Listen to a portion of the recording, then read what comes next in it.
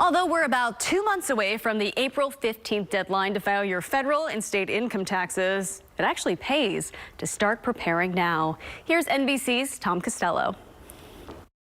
It may be the most dreaded day on the calendar, but tax pros say you can make it a lot less worse if you prepare now. First, start organizing all of those receipts and tax forms, especially from multiple jobs. Since I bill clients by the hour, I try to impress upon them to be organized so that I don't have to sift through either a literal or virtual shoebox full of receipts and information. The more work you leave to your accountant, the more you'll pay for their time. If you have a simple return, a tax software program may be easier and cheaper. If you earn less than $69,000, the IRS offers a free online software program at irs.gov. And if you owe money to the IRS, you'll pay more if you don't pay on time. Do not treat a tax bill like a credit card or a late credit card because interest and penalties accrue on a monthly basis. If you owe less than $50,000, you can actually set up a payment plan with the IRS. Good news, you have until tax day to put money into an individual retirement account for last year. Your income level determines whether that contribution is tax deductible. The earlier you do your taxes, the sooner you can adjust your withholdings this year to avoid a big tax bill next year. Pay more tax in during the year. Adjust your withholdings on your W-4, and then that way you'll come closer to a break-even next tax season. And double check your work. A simple mistake on a Social Security number or a math error could invite real headaches from the IRS. Well, that's it for KPRC Channel 2 News at midday. Thanks for joining us. The news at noon starts right now. Live from KPRC, this is Channel 2 News at noon. Scary moments for a store employee. Armed robbers force her to the back at gunpoint when police say they took from a safe. Law enforcement announced results on efforts to combat human trafficking across the Houston area. The number of people taken off the streets.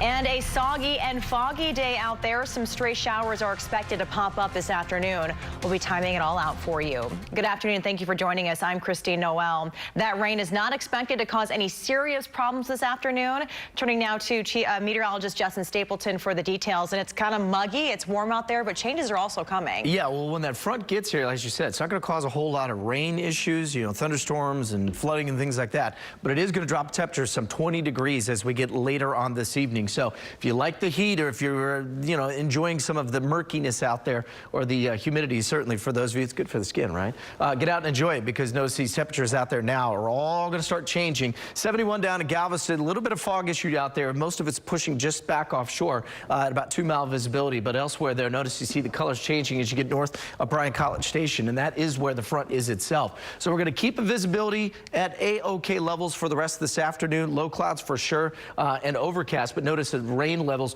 on the light side as that front is still getting closer to us. As it does, that's when we'll start to see some of these light showers turn into a little more widespread as we get into the afternoon. And that'll mainly be in through about 4, 5, 6 o'clock. And look at those temperatures that'll get from the mid to upper 70s, smashing down to the upper 50s as we welcome in a cooler couple of days in our work week forecast. Christine will get to the details here in just a bit. All right, Justin, thank you. A horrific crash north of Willis. A man crashed into a fence post and the pole actually going through his abdomen. We're told that he managed to call police himself to report what had happened. Channel 2's Taisha Walker reports on the condition of that driver. The driver is lucky to be alive. We know that he's out of surgery and in stable condition. His vehicle left the roadway and went straight into that fence and into a trailer, but not before a piece of the fence got stuck inside of him. DPS troopers say State Highway 75 in Willis was wet this morning when a pickup truck driver was speeding near Shepherd Hill Road. Troopers say the driver in his 20s claims he was avoiding a deer when his red truck went off the road, hit a pole, and went underneath a fence. Part of the fence pierced him in the chest. Firefighters were able to free him, but troopers say he had to have surgery to remove the remaining piece of the pole. NRS Trailers is now left with upwards of $100,000 in damage. This $80,000 horse trailer and camper is totaled. The brand new trailer beside it also damaged. The general manager tells us this is not the first time something like this has happened. This is now the second driver to go through the fence. You could see where the first one crashed through that fence and where they had to replace it. One lady said she just lost control. This guy said he avoided a deer. So I have no idea. You just put a new fence up and go at it again, I guess. Troopers tell us that the driver did have insurance. The company hopes that it's enough to cover all of this. In Willis, Taisha Walker, KPRC, Channel 2 News. We are following a developing story out of Northeast Harris County. That is where an 80-year-old man has died in a crash involving 3 vehicles. This happened just after 6:30 this morning on FM 1960 and Huffman Eastgate Road. Sheriff's deputies say a driver in a pickup truck hit another car at the intersection. The driver of the car died. Deputies have not said what exactly caused that crash. Caught on camera, 3 masked men storm an AT&T stores with guns and force the store employee to the back of the store. You can see one of them pointing a gun at her. The store is on Winbrook Street and Gulf Freeway in Southeast Houston. Police say the men demanded money from the cash registers and the phones from the safe.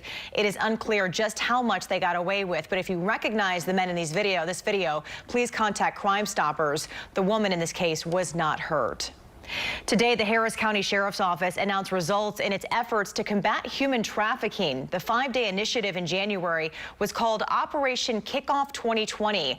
They partnered with other law enforcement agencies as well as social services organizations. It focused on East Harris County.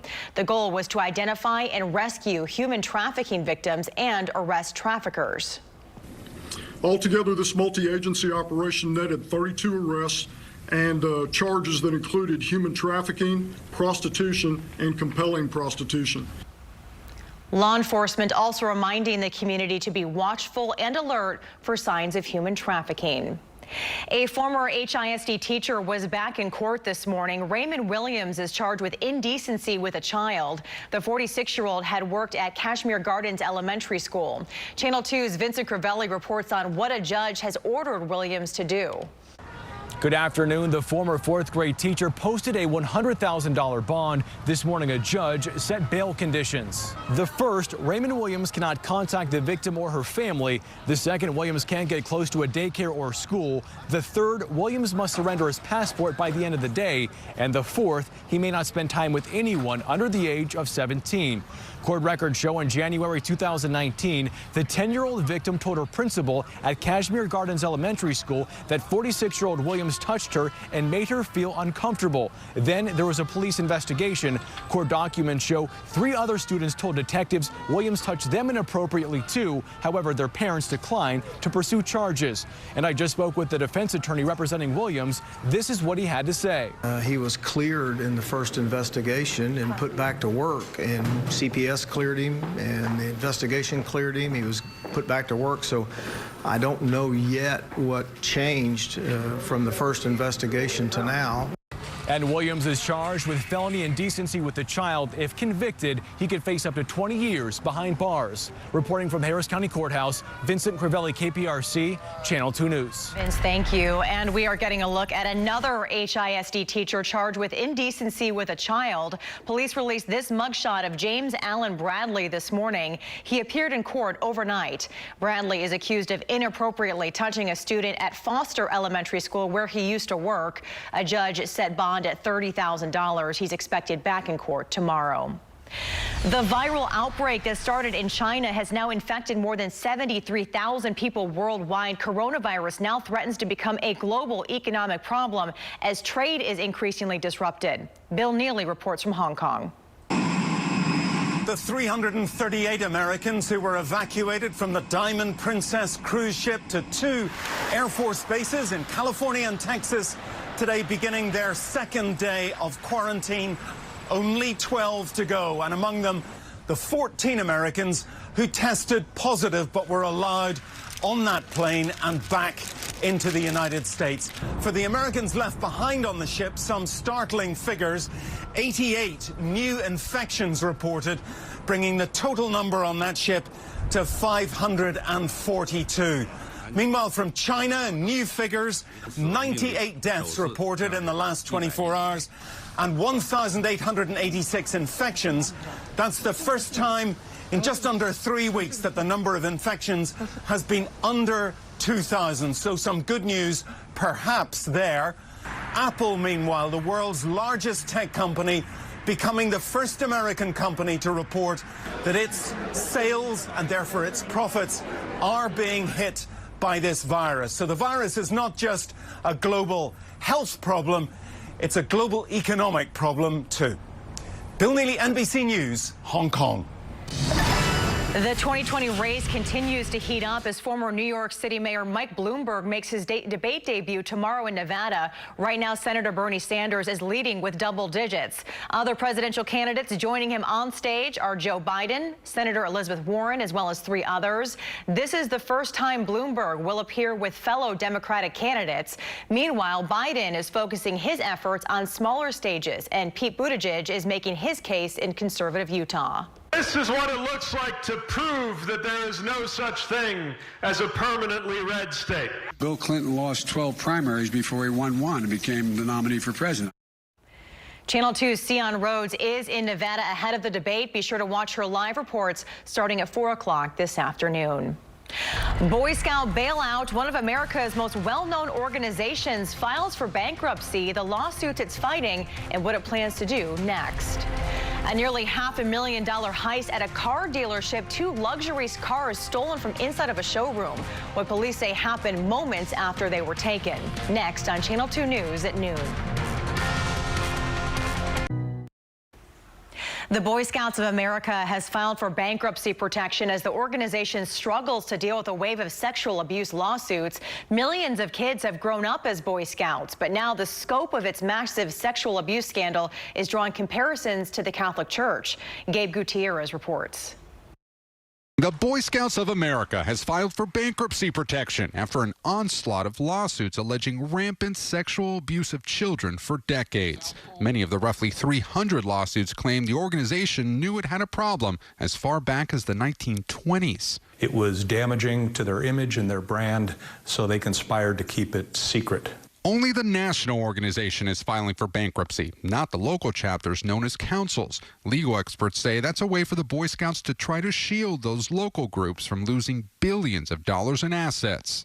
Jeff Williams is a former Boy Scout from Cincinnati who says a scout leader molested him when he was just 9 years old. I think that the thing that bothers me most is they could have stopped it. The Boy Scouts does so much good for so many young kids. It's not a bad organization. It was run poorly. Williams is not part of any current lawsuit because of the statute of limitations, but over the past decade, lawmakers in 40 states and Washington, D.C. have introduced bills to extend the time survivors of child sexual abuse can press charges or sue. The Boy Scouts bankruptcy filing mirrors what the Catholic Church has done. Some 20 dioceses and religious groups have sought Chapter 11 protection while they negotiate settlements with thousands of alleged abuse survivors. What would you say to that Boy Scout leader?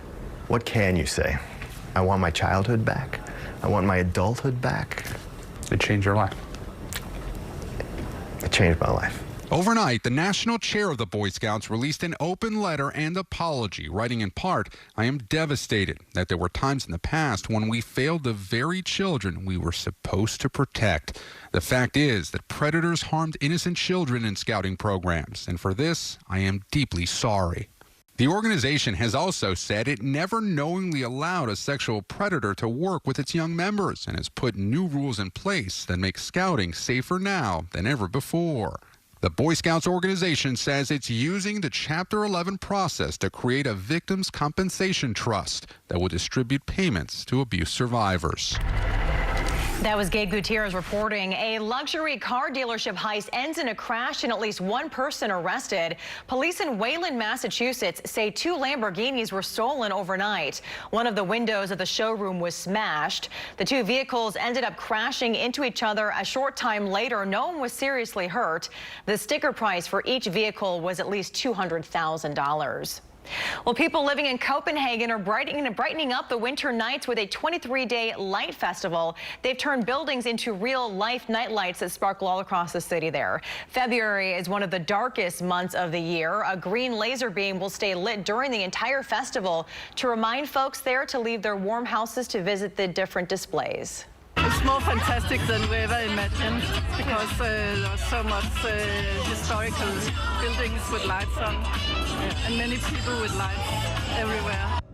This is the third year the festival is taking place, and some 60 light installations can be seen around Copenhagen. The festival will last throughout February. And Justin, I feel like we need to light some lights these days because it's so gloomy and muggy out in our neck of the woods. Yeah, it is a little gloomy and muggy, but we'll get some sunshine back, but it is going to take a couple of days. Got to get this front through, and then that'll bring back a little winter, and then eventually we'll get to some better looking weather as we around the weekend. That's right, around the weekend. See, at least it's the weekend, so there you go. Not too bad. All right, let's talk about that gloomy weather because it is a little on the murky side out there. Certainly humid, certainly muggy, as Christine mentioned, and that's kind of a live look is what you're seeing out in the Southwest Freeway from right here at Channel 2. So did deal with a little bit of fog issues this morning. So far, so good. We're looking at temperatures still on the warm side. Obviously, the front hasn't made through here yet, so that's why we're sitting anywhere from right around 71 as you get down to the island. 78 at Hobby yesterday. We were talking about widespread fog. You couldn't see the Pleasure Pier at all, so at least we're improving that, but it certainly is going to be very sticky out. The humidity's running at about 90% down there right now. We've got 78 at Hobby, as I mentioned, 75 over in Katy, a little warmer than that. El Campo's at 77, and even up towards Bryan College Station, they're at 74 degrees. But that will change quickly. Here comes our front, slowly oozing southward. 40s behind that, both Oklahoma City, Lubbock, and out towards Dallas. 72 in San Antonio, so it's just starting to clear Central Texas. You can see San Angelo in the low 50s. So that cooler air is in place. It will be noticeably drier as well. So all of these dew points that are sitting in the mid-upper 60s to low 70s, which is when you get into kind of that muggy pattern, that is all going to get swept southward too. So this is what it looks like in a bird's eye view. There's a little bit of snow in southern Missouri. Notice we've got some thunderstorms starting to develop around Dallas-Fort Worth, and that's going to be the tail end of that front as it gets closer to us late this afternoon. I think we'll start to see a few thunderstorms erupting through, and it won't be much, but there is a chance we could get a couple of those sparking, let's say around Montgomery County, back towards Navasota, for example, and then up near the Brazos Valley.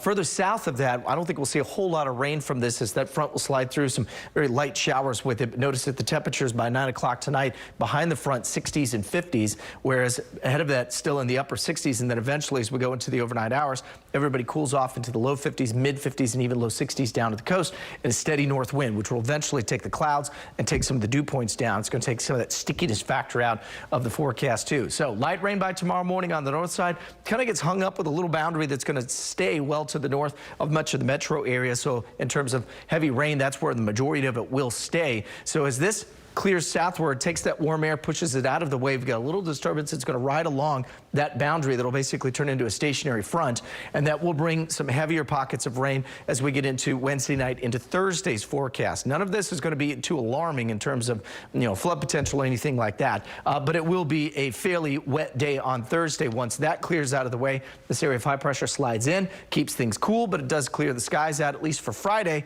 and then as we get into Saturday and Sunday, we'll warm it up back into the 60s. So you see the majority of the rain as we get to Wednesday and Thursday, Friday, about 2 to 3 inches is all going to stay north of us. Further south, it'll be more like a ½ inch at best. So for the forecast, we'll keep it close to the upper 70s to near 80 today. And then obviously that go from the 60s to the 50s, crashing it quickly. But the sun shines back by Friday, and then Saturday and Sunday. So we mentioned just a slight chance of shower on Sunday. But for the second weekend of Mardi Gras, it looks pretty good as well. As we mentioned, the Momus Parade is going to be live right here Saturday night. We are very excited. You will be down there. I will be down there, yes. You ever been down to Mardi Gras for? I've not. Buckle up. It's quite the party, though. I'm excited. It is quite the party. You're going to have a good time. All right, Justin, thank you. All right, a little bit of everything on Houston Life this afternoon, from National Wine Day to tasty Cajun cuisine and a sit-down interview with an actress from NBC's Good Girls. Derek and Courtney standing by with a preview of Houston Life. You had me at National Wine Day, you guys. Oh, I can't believe it, Christine. We didn't even know. Lauren Kelly's going to have all the fun. Courtney will tell you about that in just a moment. But actually today, we don't have the actresses from Good Girls, but we do have an actor, Manny Montana. If you've been watching this show on NBC, it is taken off like wildfire. Season 2 just completed. Season 3 started on Sunday. There's the man on your screen, Manny Montana. He plays the bad guy Rio, like the drug dealer who we all are totally in love with. So we're going to have that coming up today. What's this we? I'm totally in love with them. Oh, okay. Yeah, love his smile. Love everything about him. Okay, also, it is National Drink Wine Day. It's my favorite national holiday. Been waiting 365 days for it. But Lauren Kelly is going to go over to the tasting room, tell us the do's and don'ts of drinking wines. There's don'ts?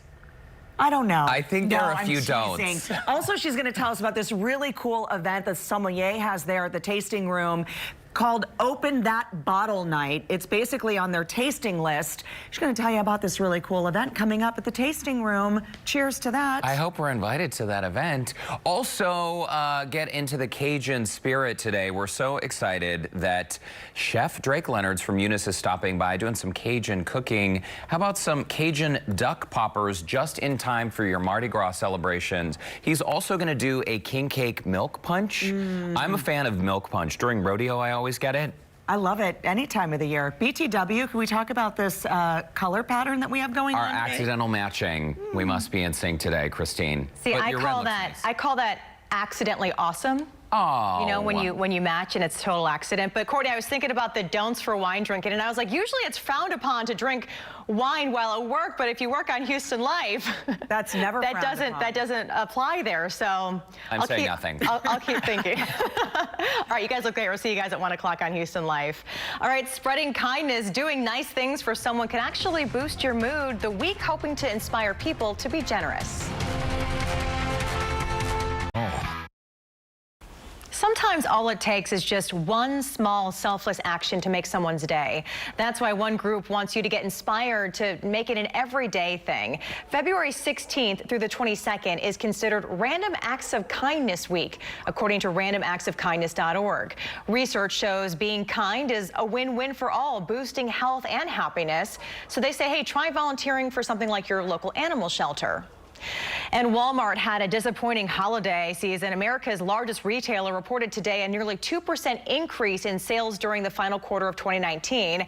That included a 35% spike in online sales. But Walmart's chief financial officer says those numbers were not as good as forecasted. There were 6 fewer days last year between Thanksgiving and Christmas in 2018. According to Walmart, the shorter holiday season contributed to the slowdown. Getting a live look now at the Southwest Freeway. It's looks like a gray painting out there. Justin has a look at your forecast coming up after the break. A unique friendship has formed in Hilton, New York between a pigeon and a chihuahua. Lundy the dog and Herman the pigeon. Yes, the pigeon has a name. They've been roommates at the Maya Foundation for more than a month now. Gary and Sue Rogers, they run that nonprofit. It helps animals with special needs and birth defects. Sue says Herman was brought in more than a year ago, and Lundy arrived just about 6 weeks after that. The duo have been inseparable ever since. Hey, sometimes friendship knows no bounds. I was just going to say, you know what? It's all about kindness, right? And it's not weird if it works. In lots of different cases, right? It's not weird if it works. I like that. I'm going to keep that. It's a good mantra. All right, check it out. We got a few showers out there. I'm going to jump up towards down. Nothing for us here just yet, but if you get a little closer up towards the Metroplex there, notice things get a little active. So I think that's kind of what we'll see later on this afternoon once these front gets a little closer to us and the storms kind of roll on through. But upper 70s today, 60s and 50s next couple days. Be ready for it. Winter's back. All right, Justin, thank you. And thank you for joining us here at noon. We'll see you again at 4 p.m. Have a great day.